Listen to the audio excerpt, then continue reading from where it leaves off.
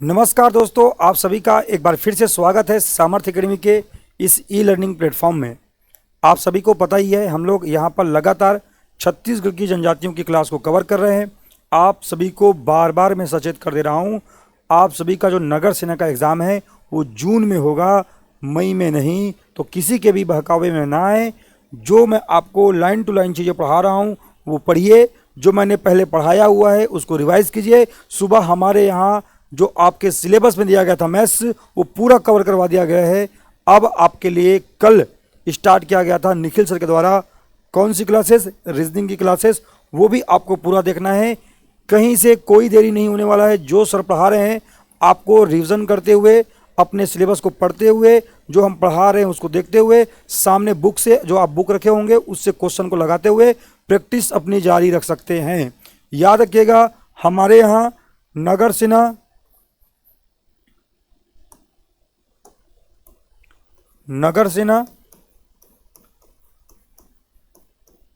SI भर्ती परीक्षा, आरक्षक भर्ती परीक्षा और साथ ही साथ हमारे यहाँ क्या जी, आबकारी आरक्षक,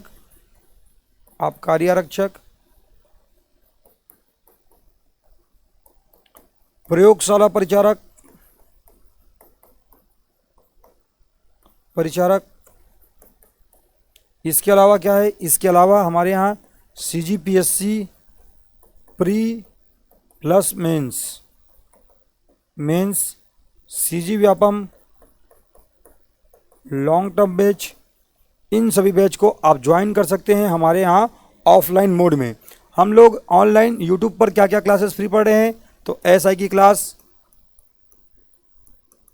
कांस्टेबल की क्लास, नगर सेना की क्लास और फॉरेस्ट गार्ड वालों के लिए हम लोग यहाँ पर बिल्कुल ही हम आपको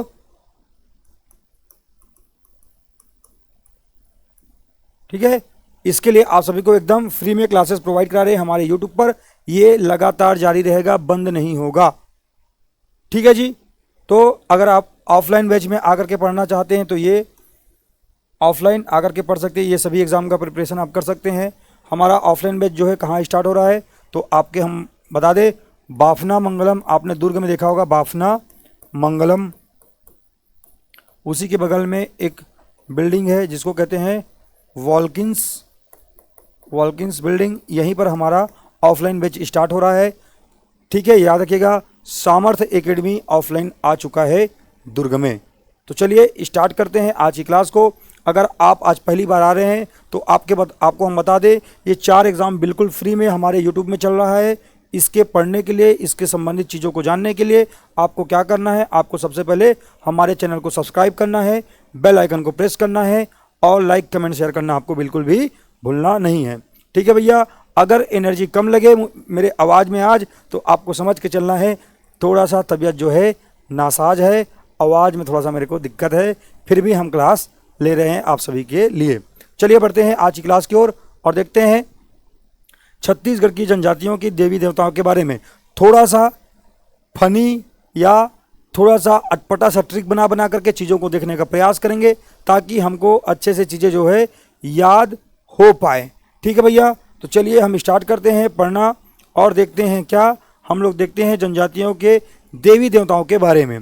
पहला जो आप सभी के सामने दिख रहा होगा जनजाति, वो क्या है, कोरवा। क्या दिख रहा है, कोरवा। तो कोरवा को क्या याद रखना है, कोरवा को याद रखना है, एक छोटी सी बच्ची को गांव में क्या कहते हैं, छोटी सी बच्ची को गांव में कोई भी माता पिता क्या कहते हैं, अपनी गुड़िया रानी। क्या कहते हैं, गुड़िया रानी। और जब वो गुड़िया रानी जो छोटी सी बच्ची होती है उसका बाल बनाना होता है, उसको छत्तीसगढ़ी में क्या कहते हैं, गुड़िया रानी जा अपन माँ करा बाल ला कोरवा ले। क्या कहते हैं, गुड़िया रानी जा अपन माँ करा बाल ला कोरवा ले। तो कोरवाले से याद रखना है कोरवा जनजाति। क्या याद रखना है, कोरवाले से याद रखना है कोरवा जनजाति। और गुड़िया रानी से याद रखना है यहाँ पर खुड़िया रानी। क्या रखना है, खुड़िया रानी। किसी भी जनजाति समुदाय, किसी भी व्यक्ति विशेष को हमारा आहत करने का उद्देश्य बिल्कुल नहीं है। ये एग्जाम में पूछे जाने वाले प्रश्न है। चूंकि कन्फ्यूजन बहुत होता है, इसलिए कुछ इसी प्रकार के फनी और कुछ अटपटे से ट्रिक से हम इसको याद करने का प्रयास करेंगे। ठीक है भैया। तो हम क्षमा चाहेंगे किसी को बुरा लगेगा तो। उससे पहले यहाँ पर आपको याद रखना है गुड़िया रानी जा अपन बाल्ला कोरवाले, तो गुड़िया से खुड़िया हो जाएगा, कोरवाले से कोरवा हो जाएगा। तो कोरवा जनजाति की देवी देवता याद रखना है खुड़िया रानी। ऐसा लाइन अगर आप बोलेंगे बार बार तो कभी भी आपको कंफ्यूजन नहीं होगा। गुड़िया रानी जा अपन बाल्ला कोरवाले, तो गुड़िया रानी से खुड़िया रानी, कोरवाले से कोरवा जनजाति।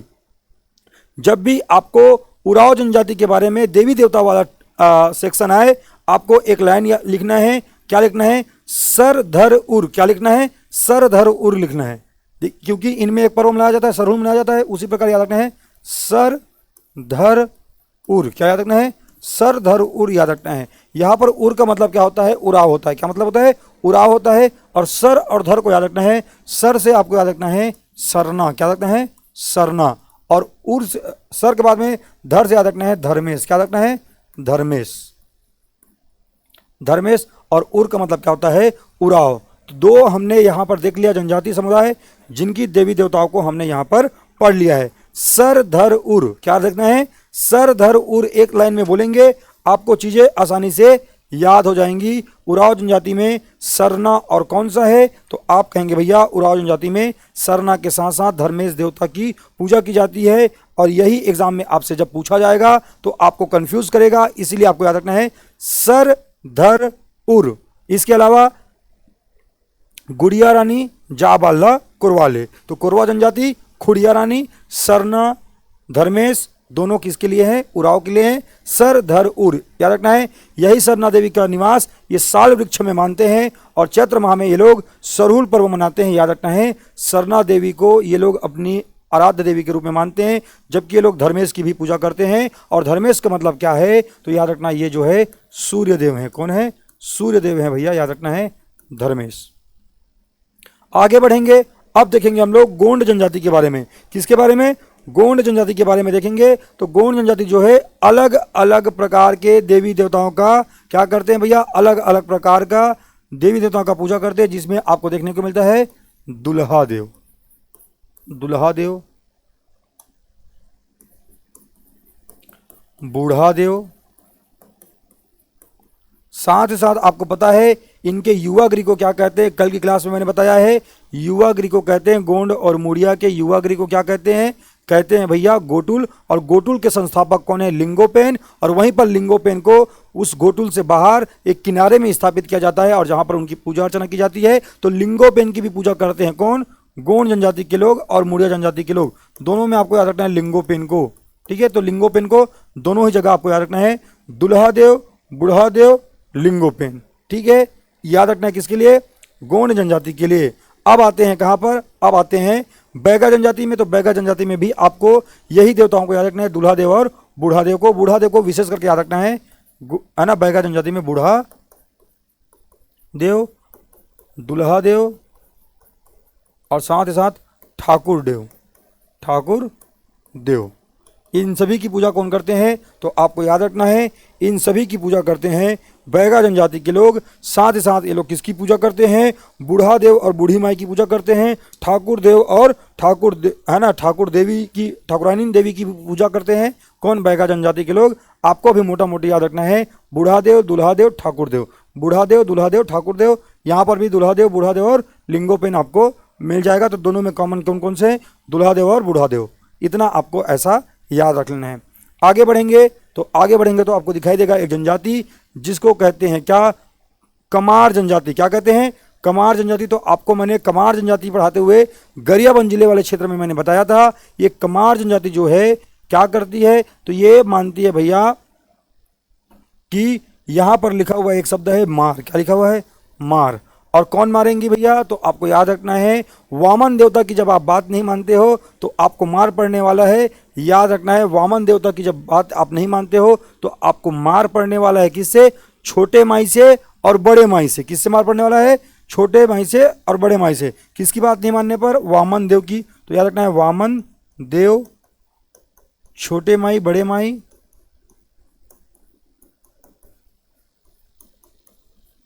और एक और याद रखना है आपको यहाँ पर क्या? तो ये एक है कचना धुरवा। क्या है? कचना धुरवा।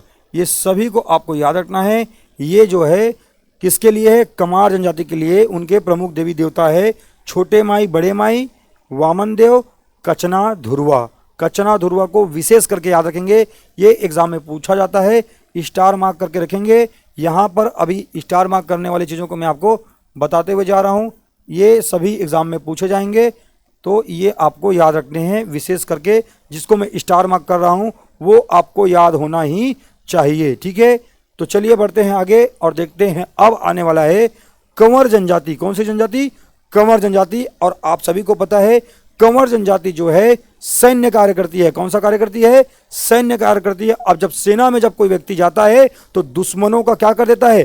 खंड खंड कर देता है। किसको? सर को खंड खंड कर देता है। याद रखना है, सैन्य कार्य करने के लिए जानी जाती है कंवर जनजाति, और ये दुश्मनों के सर को खंड खंड कर देती है। इसीलिए आपको याद रखना है कंवर जनजाति के देवी देवताओं में सगरा खंड, क्या? सगरा खंड, सगरा खंड। और इसको भी स्टार मार करके रखना है। सगरा खंड की पूजा करते हैं कौन? कंवर जनजाति के लोग। अच्छे से आपको बातों को दिमाग में उतार करके चलना है। अब आता है क्या? भतरा। और भतरा से आपको मैंने कल बताया हुआ था, जब हम लोग पढ़ रहे थे क्या पेय पदार्थ, तो मैंने आपको बताया हुआ था, सॉरी इस सनातन कृषि जब मैं पढ़ा रहा था तो आपको मैंने बताया था भात और दही, ठीक है। तो याद रखना है भात के लिए जनजाति समुदाय कहाँ पर ज़्यादातर विशेषकर फोकस करती है? तो याद रखना है शिकार पर। किस पर? शिकार पर। तो याद रखना है भतरा से भात, या अर्थात खाने के लिए किस पर वो लोग निर्भर करते हैं? शिकार पर। तो आपको याद रखना है भतरा जनजाति जो है शिकार देवी की पूजा करती है। किसकी? शिकार देवी। शिकार देवी किसकी आराध्य देवी है? भतरा जनजाति के। साथ ही साथ ये लोग माटी देव की भी पूजा करते हैं, ठीक है। याद रखना है माटी देव भी याद रखना है। लेकिन ज़्यादातर जो एग्जाम में पूछा जाएगा वो है शिकार देवी। स्टार मार्क करके लिखेंगे। शिकार देवी की पूजा कौन करते हैं?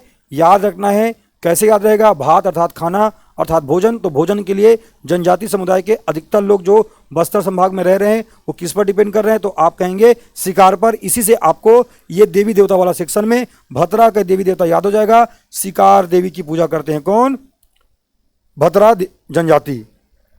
अच्छे से बातों को दिमाग में ऐसी ही एज इट इज उतार के चलना है।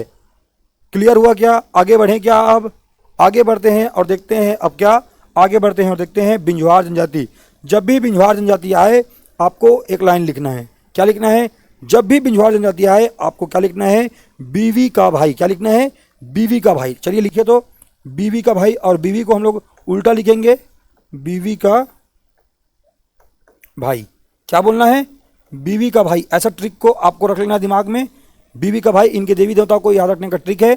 और देखिए बीवी को मैंने गलत लिखा हुआ है हिंदी के अनुसार, ठीक है। इसके बावजूद आपको कुछ इसी प्रकार से इसको याद रखना है। बीवी का भाई, यहाँ पर बी का मतलब हो जाएगा बिंझवार, वी का मतलब क्या हो जाएगा? विंध्यवासिनी माता। क्या हो जाएगा? विंध्यवासिनी माता। और यहाँ पर भाई का मतलब क्या हो जाएगा? 12 भाई बैठकर की पूजा कौन सी जनजाति करती है? आप कहेंगे बिंझवार जनजाति करती है। तो लिख लीजिएगा यहाँ पर बिंझवार जनजाति विंध्यवासिनी माता, विंध्यवासिनी माता। और साथ में किसकी पूजा करते हैं? 12 भाई बैठकर की पूजा करते हैं। 12 भाई बैठकर की पूजा करते हैं। याद रखना है विंध्यवासिनी माता और 12 भाई बैठकर की पूजा कौन करते हैं? याद रखिएगा बिंझवार जनजाति के लोग करते हैं। ट्रिक क्या है? बीवी का भाई। पर लिखने में उसको कुछ इस प्रकार से आपको लिखना है। हालांकि हिंदी के अकॉर्डिंग ये सही नहीं लिखा गया है, लेकिन हमको उससे कोई मतलब नहीं है, हमारा आंसर टिक होना चाहिए। बढ़े क्या आगे? चलिए बढ़ते हैं आगे। अगले स्लाइड में देखते हैं और कौन से जो जनजाति है उनके देवी देवताओं को हमको पढ़ना है, जानना है, समझना है। तो आपको याद रखना है बिरहोर जनजाति के लोग सूर्यदेव की पूजा करते हैं। ये मैंने आपको रटवाया हुआ है, इसको ऐसे ही याद रख लेंगे बिरहोर। और बिरहोर को मैं जब पहले मैं पढ़ता था तो जब इसको भूल जाता था तो कैसे याद रखता था? बिरहोर से याद रखता था मैं बिहान। क्या याद रखता था? बिहान, ठीक है। यहाँ पर भी बी है, यहाँ पर भी बी है, तो इसको बिहान याद रखता था। बिहान मतलब क्या होता है? हमारे यहाँ छत्तीसगढ़ में बिहान का मतलब क्या होता है? सुबह। क्या होता है? सुबह। और सुबह इसका अर्थ होता है बिहान हो गए, सुबह हो गए। तो बिहान हो गए, सुबह हो गए का मतलब क्या होता है? तो ये तब होता है जब कौन आते हैं जी? सूर्यदेव आते हैं, तब होता है हमारे यहाँ बिहान या सुबह। तो याद रखना है बिरहोर जनजाति के आराध्य देव कौन है? सूर्यदेव हैं। कौन है? सूर्यदेव है। याद रखना है बिरहोर जनजाति के लिए। तो कुछ इस प्रकार से मैं याद रखता था। आप भी याद रख सकते हैं अगर आपको अच्छा लगता है। क्लियर हुआ क्या? आगे बढ़ जाएं क्या? आगे बढ़ते हैं और देखते हैं क्या। अब देखते हैं आगे बढ़ करके और कौन सी जनजाति है। तो आपको याद रखना है सौरा जनजाति, मैंने पढ़ाते हुए बताया था सौरा जनजाति के बारे में। इनके लिए महालक्ष्मी की पूजा करते हैं। कौन ये लोग? महालक्ष्मी पूजा करते हैं, महालक्ष्मी की पूजा करते हैं सौरा जनजाति के लोग। इसको ऐसे याद रखना है, ये स्टार मार्क करेंगे इसको, ये एग्जाम में आपसे पूछा जाएगा। आगे बढ़ते हैं भारिया जनजाति के लोग। तो भारिया जनजाति के लोग क्या करते हैं? भारिया जनजाति के लोग भयभीत रहते हैं। क्या रहते हैं? भयभीत रहते हैं। भयभीत रहते हैं किसके लिए? बाघों से डरते रहते हैं, बाघ से। और बाघ से डरते हैं इसलिए ये लोग किसकी पूजा करते हैं? बाघेश्वर देव की पूजा करते हैं। बाघेश्वर देव की पूजा करते हैं और इनका मानना है बाघों से इनकी रक्षा कौन करते हैं? बाघेश्वर देव करते हैं। इसीलिए भारिया जनजाति के लोग किसकी पूजा करते हैं? बाघेश्वर देव की पूजा करते हैं। बाघेश्वर देव याद रखना है। भारिया में भयभीत रहते हैं, ऐसा आपको लाइन याद रखना है। और किससे भयभीत रहते हैं? बाघ से। और इन बाघों से रक्षा कौन करते हैं? बाघेश्वर देव करते हैं। आपको ऐसे ही इस बात को याद रखना है। इसके अलावा यहाँ से जो पूछा जाएगा नागेश्वर देव, वो बहुत इंपॉर्टेंट नहीं है, इसलिए मैं नहीं लिखवा रहा हूँ। जो एग्जाम में पूछा जाएगा वही मैं आपको बता रहा हूँ और इसको भी आपको स्टार मार्क करके रखना है। भारिया जनजाति में बाघेश्वर देव को। अब आते हैं मुंडा जनजाति की ओर। अगर आप लोग छोटे मोटे, है ना, छोटे मोटे जब बच्चे रहे होंगे, छोटे छोटे रहे होंगे, तो आप लोग अपने दोस्तों के बीच में एक लाइन बोलते होंगे। जब भी आपका मुंडन होता होगा, ऐसा मुंडा होता होगा, तो आप लोग बोलते होंगे ऐसे मुंडी को एक दूसरे के में जब मार देते हो तो क्या बोलते होगे? अरे यार सिंह निकल जही। क्या बोलते हो? सिंह निकल जही।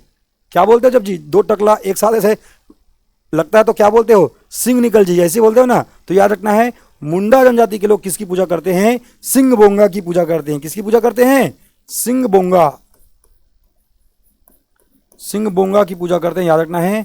ठीक है, सिंह बोंगा की पूजा करते हैं। मैं बार बार कह रहा हूं, किसी को भी मुझे यहां पर आहत नहीं करना है। चीज़ों को याद करने के लिए मैं इसको ऐसे बता रहा हूं। मुंडा याद रखना है ना, जब टकला मुंडा हो जाते हैं लोग तो ऐसे जब दोनों लगते हैं तो कहते ये दादा सिंह निकल गए, है ना। तो याद रखना है, सिंह निकलने से याद रखेंगे मुंडा जनजाति के देवी देवता में सिंह बोंगा आपको याद रखना है। अब उसके बाद आपको क्या याद रखना है? उसके बाद आपको याद रखना है खड़िया जनजाति के देवी देवता को याद रखना है। और आपको मैंने खड़िया जनजाति जब पढ़ाया तो मैंने बताया था खड़िया जनजाति वह जनजाति है जो पालकी ढोने का काम करती है। क्या करती है? पालकी ढोने का काम करती है खड़िया जनजाति। अगर ये जनजाति पालकी ढोने का काम करती है तो पालकी तो कोई एक अकेला आदमी नहीं उठा सकता है। समझ रहे हो ना? पालकी एक अकेला आदमी नहीं उठा सकता है, तो उसके लिए किसकी जरूरत पड़ता है भैया? बंदे लोगों की जरूरत पड़ता है। याद रखना है, किसका जरूरत पड़ता है? बंदे लोगों की आवश्यकता होती है। इसलिए आपको याद रखना है खड़िया जनजाति के लोग किसकी पूजा करते हैं? बंदा देव की पूजा करते हैं। किसकी पूजा करते हैं? बंदा देव की पूजा करते हैं। याद रखना है बंदा देव। बंदा देव की पूजा करते हैं कौन? आपको याद रखना है खड़िया जनजाति के लोग किसकी पूजा करते हैं? बंदा देव की पूजा करते हैं। याद रखना है मुंडा किसकी पूजा करते हैं? सिंह बोंगा। याद रखने के लिए मैंने बताया खड़िया जनजाति पालकी ढोते हैं, तो पालकी ढोने के लिए किसकी आवश्यकता होती है? बंदे लोगों की आवश्यकता होती है। याद रखना है बंदा देव की पूजा करते हैं कौन? खड़िया जनजाति के लोग। आगे बढ़ते हैं, अब देखेंगे कौन? मुड़िया जनजाति। तो मुड़िया जनजाति और गोंड जनजाति के लिए मैंने कॉमन रूप से आपको लिंगोपेन बता दिया है, जो इनके युवागिरी गोटुल के आराध्य देव है। इसके अलावा मुड़िया जनजाति के लोग और किसकी पूजा करेंगे? तो मुड़िया जनजाति में आपको पकड़ना है क्या शब्द? आपको यहां पर पकड़ना है मूड शब्द। क्या पकड़ना है? मूड शब्द। और मूड का मतलब छत्तीसगढ़ी में सिर को क्या कहते हैं? सिर को कहते हैं मूड। क्या कहते हैं? मूड।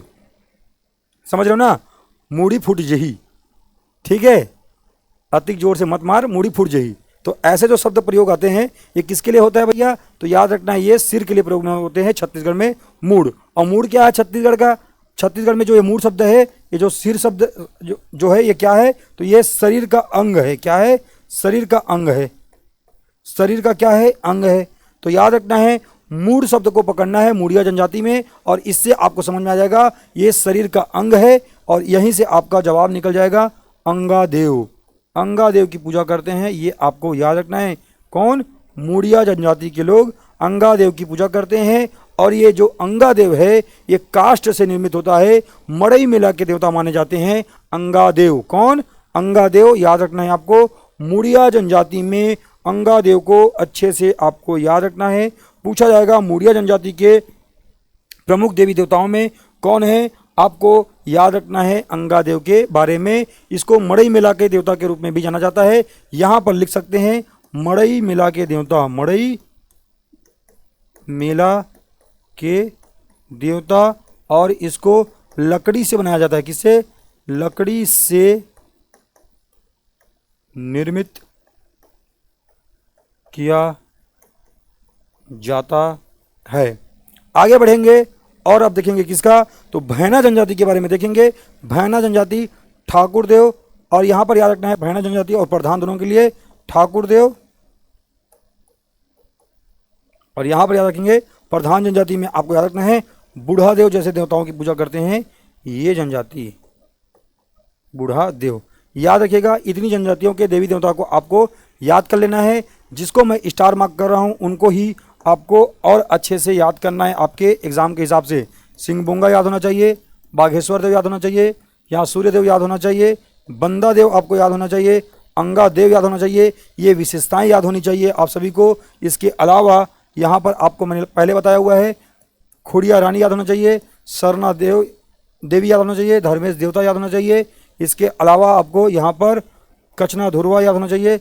याद रखने के लिए तो आप छोटे माई बड़े माई को भी याद रख सकते हैं, सगरा खंड को भी याद रखना है, शिकार देवी को याद रखना है। इसके अलावा विंध्यवासिनी और 12 भाई बेटकर ये भी मोस्ट आईएमपी है देवी देवताओं वाले सेक्शन में। इतना एग्जाम में जो पूछा जा सकता है, जो स्टार लगा हुआ है इसको आपको याद रखना ही रखना है, ये एकदम मस्ट है। बाकी स्किप हो जाएगा चलेगा, आपके आने वाले एग्जाम के लिए ये स्किप नहीं होना चाहिए जिसको मैंने स्टार मार्क किया हुआ है। ठीक है, चलिए बढ़ते हैं आगे और देखते हैं अब यहाँ से बढ़कर के आगे छत्तीसगढ़ में जनजातियों के परंपरागत कार्य। क्या देखते हैं? परंपरागत कार्य देखते हैं छत्तीसगढ़ में जनजातियों के परंपरागत कार्य को, कि कौन सी जनजाति जो है कौन सा कार्य करती है, ये एग्जाम में आपसे पूछा जाता है। अब हम लोग देखने वाले हैं परंपरागत कार्यों को, जो जनजातियों के परंपरागत कार्य है। पहले मैंने इसको पढ़ाया हुआ है, इसको स्पीड से लिखते हुए चलेंगे, ज़्यादा इस पर टाइम हम लोग नहीं लगाएंगे, इसको स्पीड से लिखते हुए चलेंगे। आप ही लोग इसका आंसर करेंगे। हलवा जनजाति क्या कार्य करती है? आप खुद बताएंगे भैया। पोहा या चिवड़ा निर्माण का कार्य करती है। पोहा या चिवड़ा बनाने के लिए फेमस है।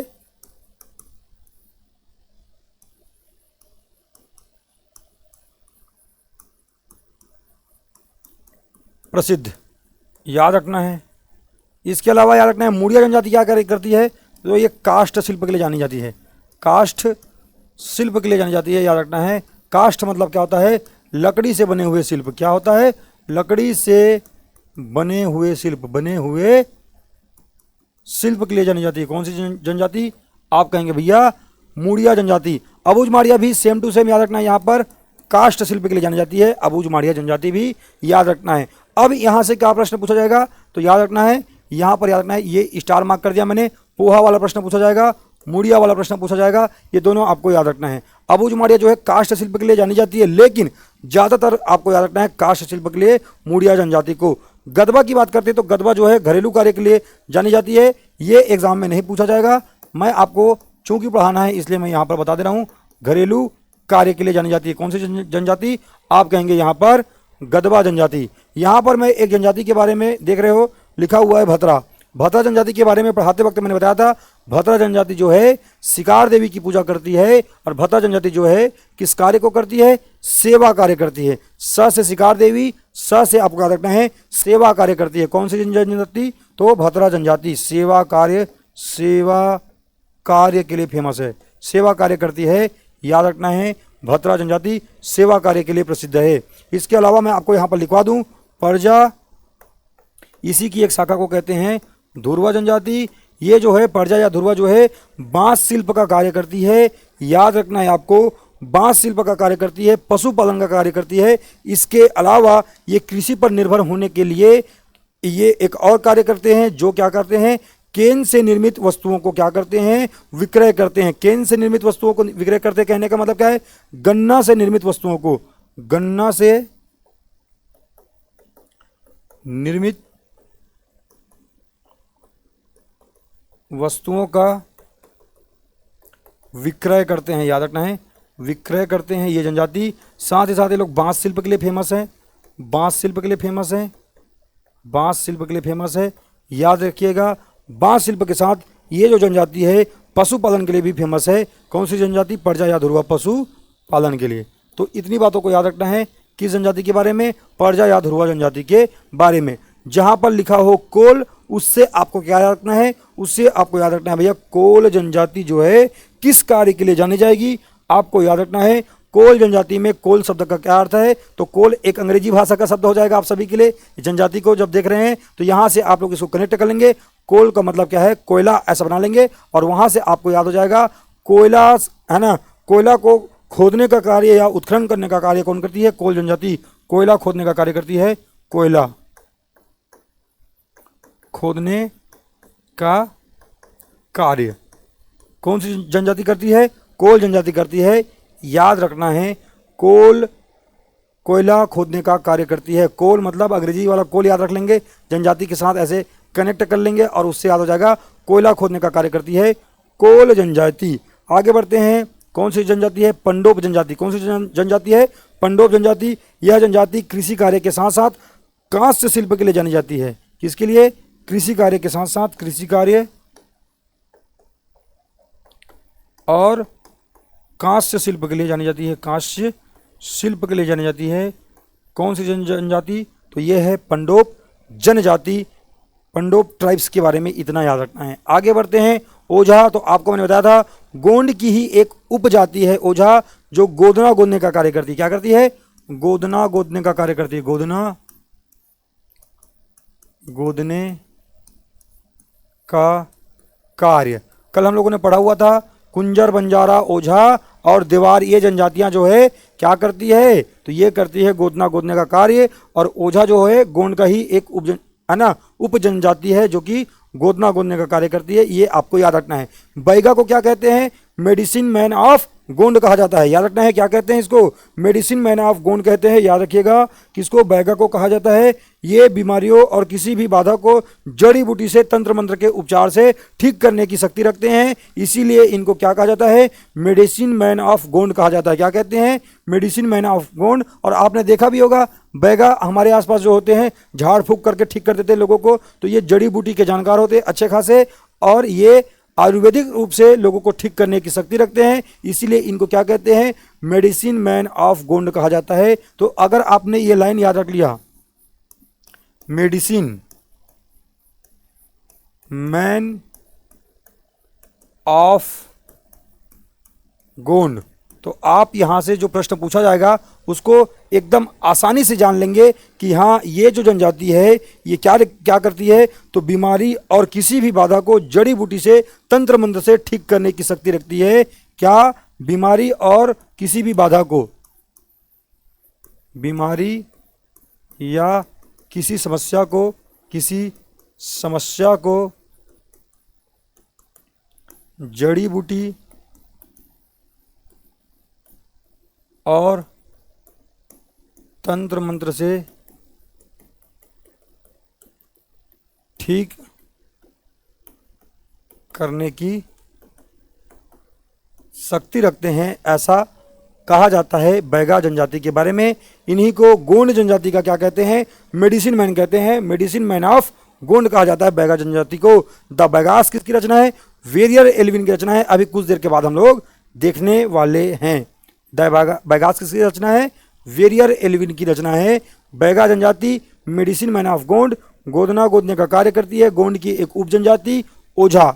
आगे बढ़ेंगे, अगरिया। अगरिया से याद रखना है आग को। क्या याद रखना है? आग को। और आग में लोहा को डाल देते हैं तो उसके बाद में उसको पीट पीट कर औजार बनाया जाता है। हमारे यहाँ लोहार जाति के भाइयों के द्वारा आप देखते होंगे अपने आसपास। तो वहीं से अब लोहार वाली बात को कनेक्ट कर लेंगे अगरिया के लिए। ये लोग क्या करते हैं? अगरिया से आग, आग में किसको रख रहे हैं हम लोग? लोहे को रख लें। इसलिए लौह शिल्प के लिए कौन सी जनजाति जानी जाती है? हमारे यहाँ अगरिया जनजाति जानी जाती है लौह शिल्प कला के लिए।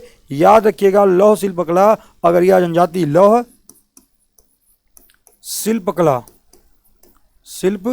कला के लिए जानी जाती है कौन सी जनजाति? अगरिया जनजाति। इस जनजाति में लोहासुर की पूजा की जाती है।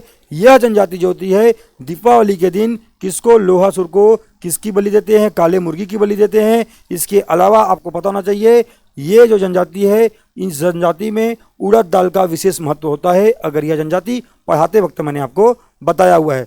प्रधान को क्या कहते हैं? पटरिया भी कहा जाता है प्रधान को। और प्रधान जनजाति के लोग गाथा गायन के साथ साथ ये क्या हुआ करते थे? पहले तो गोंडों के मंत्री हुआ करते थे। आप लोग पहले भी इसको पढ़ चुके हैं, तो याद रखना है गाथा गायन या संगीत का कार्य करते हैं, ऐसा आपको पहले याद रखना है। गाथा गायन, गायन साथ ही साथ संगीत कार्य, संगीत का कार्य। और याद रखिएगा यहां पर गोंडों के मंत्री हुआ करते थे। गोंडों के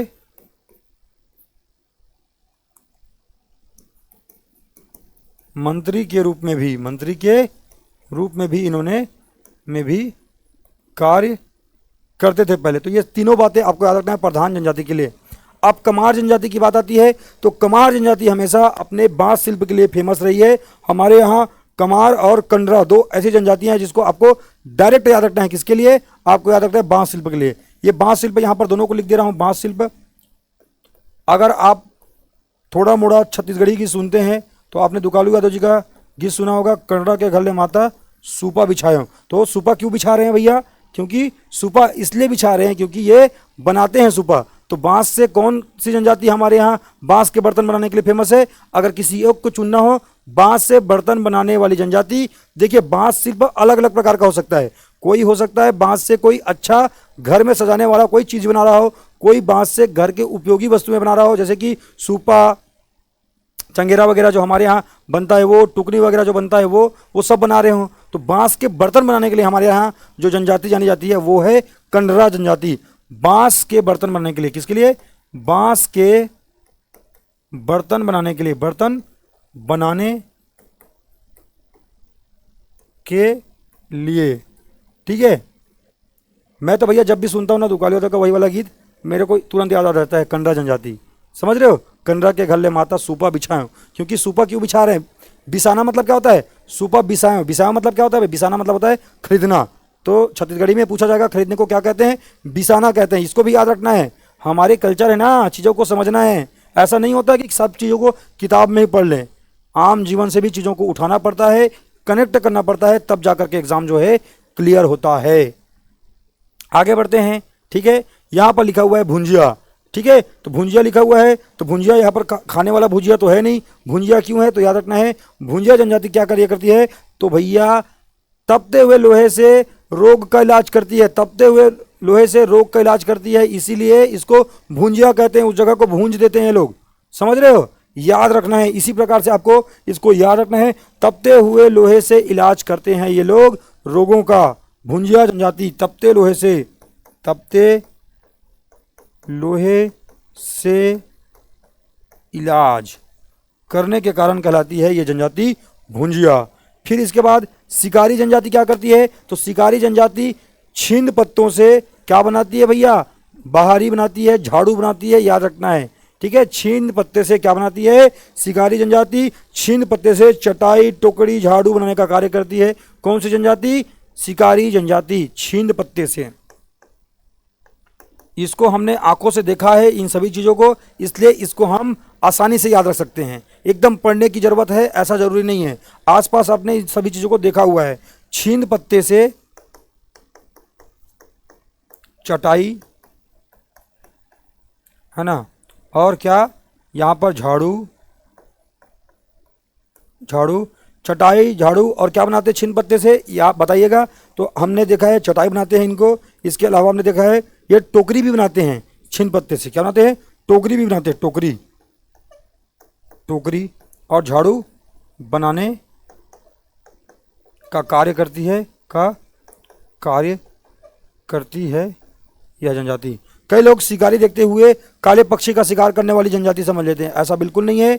काले पक्षी के शिकार करने वाली जनजाति को पारधी कहा जाता है। क्या कहते हैं? पारधी कहते हैं। याद रखना है। आगे अभी हम लोग देखने वाले हैं। चलिए देखते हैं।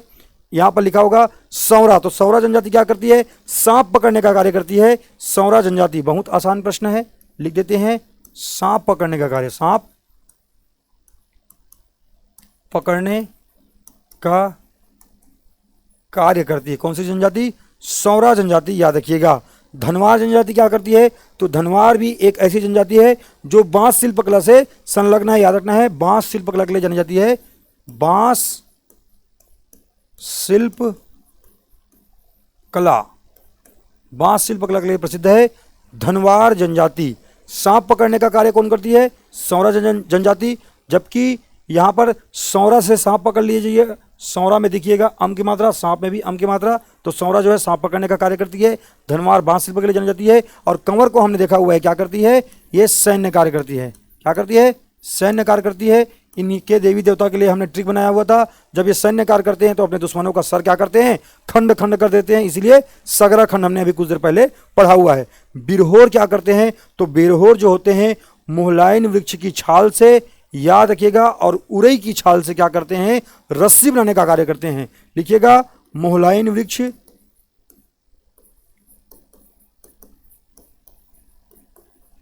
एवं उरई की छाल से, उरई की छाल से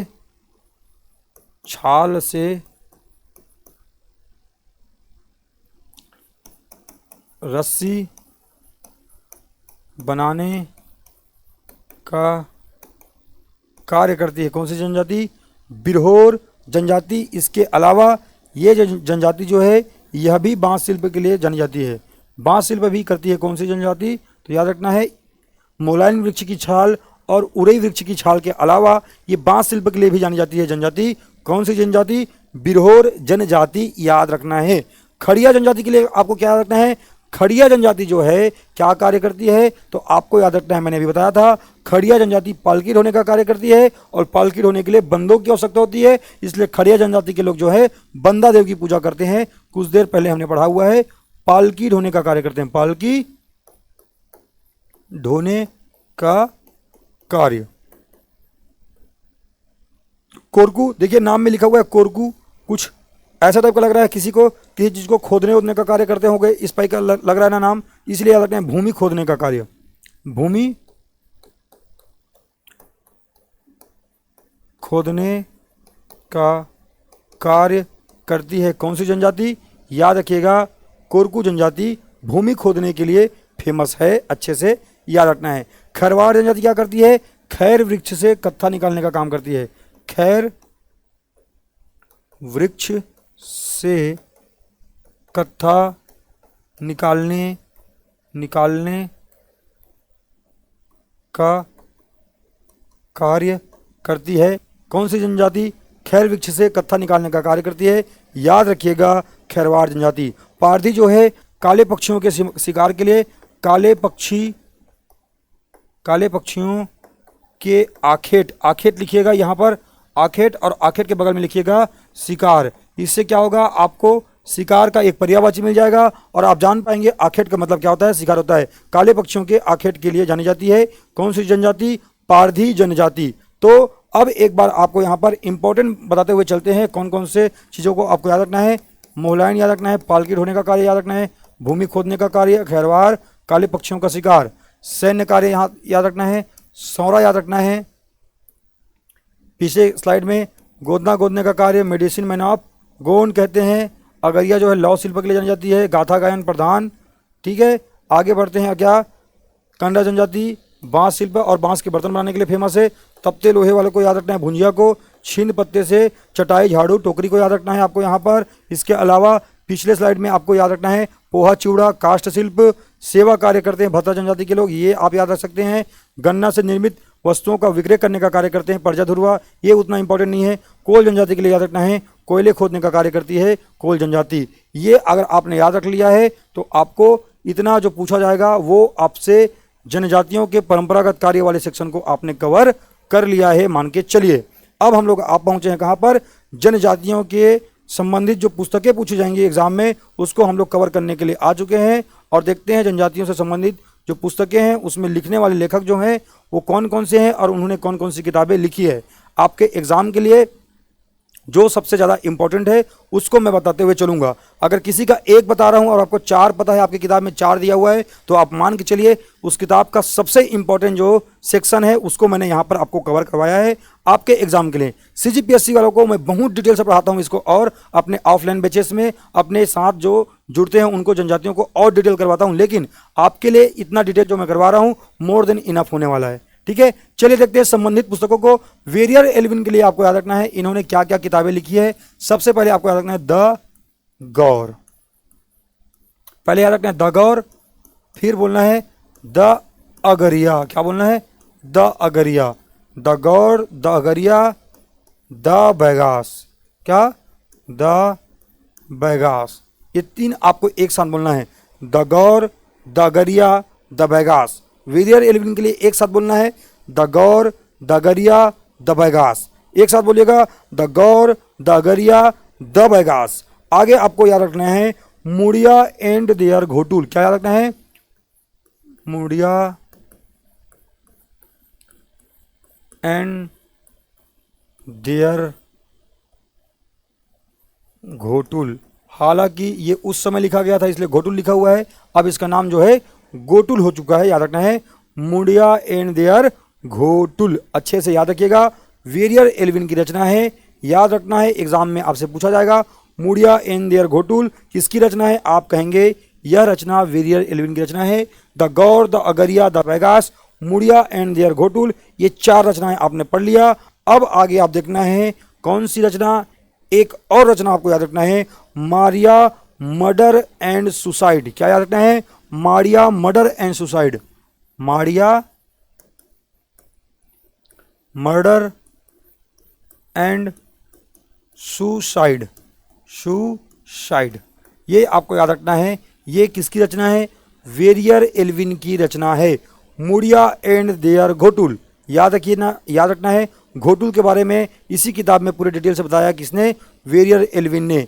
Maria murder and suicide, the गौर, द अगरिया, द बैगास, ये किताब, पांच किताब याद रखना है। इसके अलावा भी और किताब है जैसे द वॉल ऑफ आर्ट। इसके साथ साथ आप देखेंगे इनकी और रचना क्या है। इनकी और रचना है ट्राइबल वर्ल्ड। साथ ही साथ आप देखेंगे इनकी और रचना क्या है, a new deal for tribal India. A new deal for tribal India.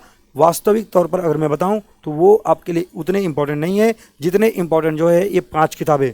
जिसको लिखना है मैंने बोल दिया है, लिख सकते हैं, परंतु लिखने बस से काम नहीं होगा, एग्जाम में पूछा जाएगा तो यही पांच किताब पूछा जाएगा वेरियर एल्विन की। द गौर, the Agaria, the Baigas, Muria and their Ghotul, Maria murder and suicide, ये पांच किताबें याद रखनी है वेरियर एल्विन साहब की। अब आते हैं प्रवीण चंद भंजदेव, जो कि काकतीय वंश के शासक हुए, अंतिम शासक के रूप में जब आप पढ़ते हैं वंशावली में, जहाँ पर हम लोग पढ़ते हैं वहाँ पर। हालांकि वर्तमान में भी अभी ये काकतीय वंश के शासकों का हमारे यहाँ देखते हैं, वंशज दिखते हैं। प्रवीण चंद्र भंजदेव जी ने एक किताब लिखी, उस किताब का क्या नाम है? आई प्रवृत्ति आदिवासी गॉड। क्या लिखा है उन्होंने? आई प्रवृत्ति आदिवासी गॉड।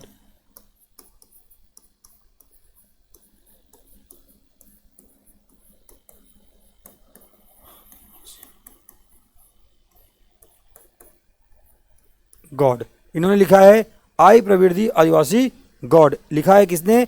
प्रवीण चंद्र भंजदेव जी ने लिखा है। तो याद रखना है जनजातियों से संबंधित किताबों में जॉर्ज ग्रियर्सन साहब का नाम आता है। तो जॉर्ज ग्रियर्सन साहब ने अबुझ माड़िया या माड़िया जनजाति से संबंधित एक किताब लिखा जिसको कहते हैं द माड़िया गोंड्स ऑफ बस्तर। क्या कहते हैं? द माड़िया गोंड्स ऑफ बस्तर के नाम से जाना जाता है। जॉर्ज ग्रियर्सन साहब की रचना है द माड़िया गोंड्स ऑफ बस्तर। क्या कहते हैं? The Madia Gonds of Bastar. Gonds of Bastar मतलब जो माड़िया हैं ये गोंडों की ही एक शाखा है। इस प्रकार से इन गोंड्स ऑफ बस्तर, इस पूरे किताब में इनके बारे में विस्तार से चर्चा किया गया है, इनके रहन सहन खान पान के बारे में। जॉर्ज ग्रियर्सन की रचना है द माड़िया गोंड्स ऑफ बस्तर। ये किताब किसकी है? जॉर्ज ग्रियर्सन साहब की रचना है। दयाशंकर नाग, दयाशंकर नाग ने लिखा है द ट्राइबल इकोनॉमी। क्या लिखा है? द ट्राइबल इकोनॉमी लिखा है दयाशंकर नाग ने। और ये किसके ऊपर लिखा गया है? तो याद रखना है द ट्राइबल इकोनॉमी किसके ऊपर लिखा गया है? याद रखिएगा यह लिखा गया है द ट्राइबल इकोनॉमी किसके ऊपर, तो दयाशंकर नाग ने लिखा है बैगाओं के ऊपर। किसके ऊपर, बैगाओं के ऊपर, बैगा जनजाति के ऊपर लिखा गया है। कभी इस किताब को लिख दिया जाएगा, इनका नाम लिख दिया जाएगा। बताइए दयाशंकर नाग के द्वारा किन के ऊपर लिखा गया था द ट्राइबल इकोनॉमी, है ना। तो याद रखना है द ट्राइबल इकोनॉमी लिखा गया था बैगाओं के ऊपर, बैगा जनजाति के ऊपर। देखिए कुछ पोर्शन मानता हूँ टफ होते हैं, परंतु अगर आप उसको लिख लिख कर प्रैक्टिस करते हैं तो वो चीज़ें आसान हो जाती है। कुछ चीज़ों को एक साथ बोलना पड़ता है, प्रोनाउंस करना पड़ता है, उसी वे में बोलना पड़ता है, जैसे द गौर, the Agaria, the Baigas, Muria and their Ghotul. साथ ही आप साथ बोलते हैं Maria murder in suicide, I Praveen the Adivasi god. ये प्रवीण चंद्र बंदेव जी की रचना, यहाँ पर तो प्रवीण लगा ही हुआ है, आप जान जाएंगे। इसके अलावा the Maria Gonds of Bastar, George Grierson, Dayashankar Nag, the tribal economy बैगांव पर। अब देखने वाले हैं क्या, हरि ठाकुर जी की रचना शहीद वीर नारायण सिंह। याद रखना है शहीद वीर नारायण सिंह।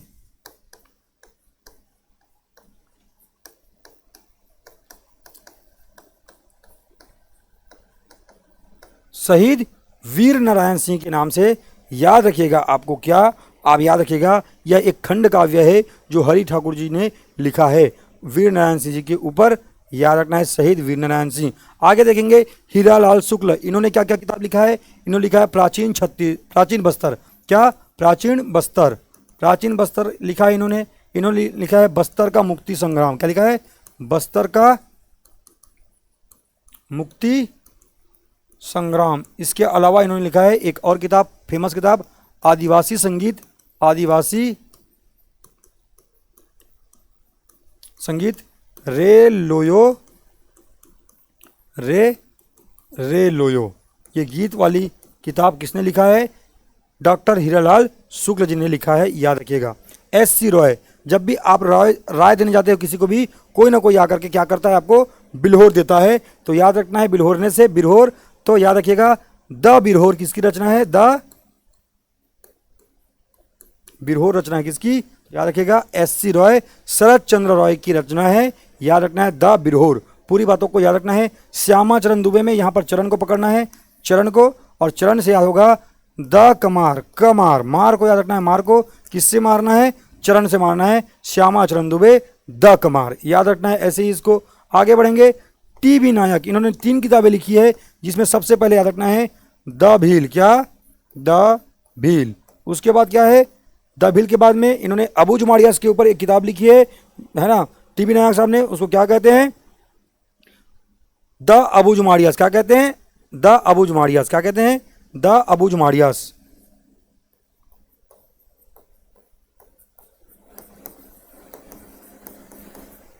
द अबू जुमाड़ियास कहते हैं। इसके अलावा आपको याद रखना है द भील, आपने यहाँ पर देख लिया, द अबू जुमाड़ियास देख लिया। आगे आपको मैं बता दूं क्या आपको देखने को मिलेगा, आगे आपको देखने को मिलेगा द भील, द अबू जुमाड़ियास।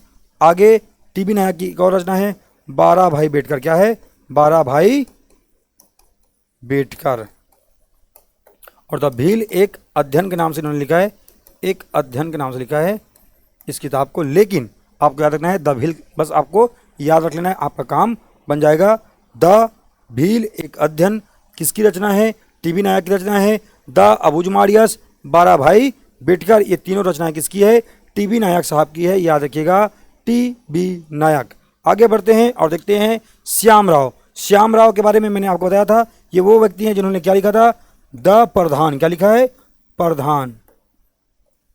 याद रखना है श्री कृष्ण जी के नाम पर है, श्याम लिखा हुआ है, और श्याम जी जो है सभी के प्रधान होते ही हैं, आपको याद रख लेना है श्याम राव द प्रधान। क्या, द प्रधान। लाला जगदलपुरी साहब ने हल्बी लोक गाथाएं, ऐसे बहुत सारी किताबें लिखी है, पर अभी आप याद रख सकते हैं हल्बी लोक गाथाएं। क्या, हल्बी लोक गाथाएं, बहुत सारी किताबें लिखी हैं लाला जगदलपुरी साहब ने। आगे बढ़ते हैं और देखते हैं क्या, गुलशेर खां सानी। गुलशेर खां सानी साहब ने क्या लिखा है, तो इन्होंने एक किताब लिखा है जिसको कहते हैं बस्तर जो है क्या कहलाता है, साल वनों का द्वीप कहलाता है ना। तो ये इन्होंने लिखा है साल वनों का द्वीप, और ये किसकी रचना है, याद रखना है साल वनों का द्वीप जो है गुलशेर खां सानी की रचना है, साल वनों का द्वीप। याद रखिएगा, यह पूछा जाएगा आपको। नर्मदा प्रसाद श्रीवास्तव, इन्होंने कौन सी किताब लिखी है, आदिवासी बस्तर। क्या लिखा है, आदिवासी बस्तर, इन्होंने लिखा है आदिवासी बस्तर किताब इन्होंने लिखा है। डॉक्टर पूरन सिंह, क्या? डॉक्टर पूरन सिंह, इन्होंने क्या लिखा है? हल्बी भाषा बोध। ये बहुत इंपॉर्टेंट नहीं है, इसको मैं आपको स्किप करवाना चाहता हूँ, ये आप अभी याद नहीं रखेंगे, जो आपके काम की नहीं है वो मैं नहीं बताना चाहता हूँ। इन्होंने लिखा है हल्बी, है ना, भाषा बोध, ये आपके लिए बहुत ज़्यादा इंपॉर्टेंट नहीं है। इसके अलावा है राजीव रंजन प्रसाद की किताब, ये एग्जाम में पूछा जाता है, आमचो बस्तर। क्या है? आमचो बस्तर। ये है राजीव रंजन प्रसाद की रचना आमचो बस्तर। डॉक्टर प्रताप नारायण अग्रवाल ने क्या लिखा है? इन्होंने लिखा है बस्तर यात्रा कथा। क्या लिखा है? बस्तर यात्रा कथा। अब आप कहेंगे सर आपने तो पढ़ा दिया, कौन कौन सी चीज़ों को याद रखते हैं? चलिए बताते हुए चलते हैं कि क्या आपको एग्जाम में पूछा जा सकता है। नवीनतम प्रश्नों में ये प्रश्न बन सकता है, ठीक है। इसके अलावा जो पुराने प्रश्न हैं वो आपको याद होने चाहिए, जैसे कि SC. Roy, the Birhor, the Kumar, और ये इन रचनाओं को याद रखना है आपको। इन रचनाओं को द भील, द भुजमारिया, द बारह भाई बेटकर, द प्रधान, ये याद होना चाहिए आपको। इसके अलावा चलते हैं पीछे, और क्या याद होना चाहिए? तो ये पूरे वेरियर एल्विन की पूरी रचनाएं आपको याद होनी चाहिए। ये पूरी रचनाएं आई प्रवीर, है ना, the Adivasi god, Maria Gonds of Bastar, the tribal economy, Shaheed Veer Narayan Singh. मैंने तो अभी बताया ही नहीं, श्रीचंद जैन जैसे लोगों ने लिखा है आदिवासियों के बीच में। ऐसी रचनाओं को भी मैंने आपको नहीं बताया है, क्योंकि मुझको पता है आपके लिए जितना मैंने यहाँ पर स्टार मार्क किया है वो मोर देन इनफ होने वाला है। इतना अगर आपने पढ़ लिया तो आपका काम बन जाएगा एग्जाम के पॉइंट ऑफ व्यू से। तो भैया आज के लिए जितना आपको पढ़ना था वो आज की क्लास में मैंने आपको बता दिया है। इतना आपको पढ़ना है, इतना आपको समझना है, ठीक है। आगे अब आगे की क्लास में जो जनजातियों के सेक्शन है वहाँ पर हम इनकी नृत्यों को, इनके विवाह को देखेंगे, इनके पर्व को देखेंगे। फिर ये एकदम अपने एंडिंग की ओर है। मैक्सिमम से मैक्सिमम इसको हम लोग 2 क्लास में एंड करने वाले हैं जनजातियों को। फिर हम लोग जाएंगे छत्तीसगढ़ के आर्ट एंड कल्चर की ओर, उसको भी बहुत जल्दी कंप्लीट कर देंगे। फिर हम लोग क्या पढ़ेंगे? हम लोग बहुत धूम धड़ाके से पढ़ेंगे छत्तीसगढ़ का इतिहास, लेकिन बीच में 4-5 दिन का गैप लेकर के जो हमारे ज्योग्राफी का पोर्शन बचा हुआ है, जो हमारे मित्र चाह रहे हैं कि उसको हम लोग कवर करवा लें, उद्योग, ऊर्जा और खनिज वाला जो सेक्शन, उसको हम लोग कवर कर लेंगे। फिर चलेंगे हिस्ट्री की ओर, ठीक है। तो मैं उम्मीद करता हूँ आप लोग अच्छे से पढ़ रहे होंगे और अच्छे से चीज़ों को दिमाग में बैठा रहे होंगे, ऐसा मैं मान करके चल रहा हूँ। तो चलिए भैया, कल मिलते हैं अगली क्लास में। पूरी क्लासेस को देखना है। अगर मैं किसी दिन नहीं आ पाता हूँ, आपको वीडियो नहीं दे पाता हूँ, तो आपको उसका मतलब ये समझना है कि किसी कारण से मैंने वो वीडियो नहीं दिया है। आपको पुराने वीडियोस को पढ़ना है। आप यकीन मानिए आपके एग्ज़ाम तक मैं चीज़ों को कवर करवा दूंगा। तो मिलेंगे अगली क्लास में। आप विश्वास बनाए रखें, पढ़ते रहें, स्वास्थ्य पर भी ध्यान दें। तब तक के लिए जय हिंद, जय भारत, जय छत्तीसगढ़।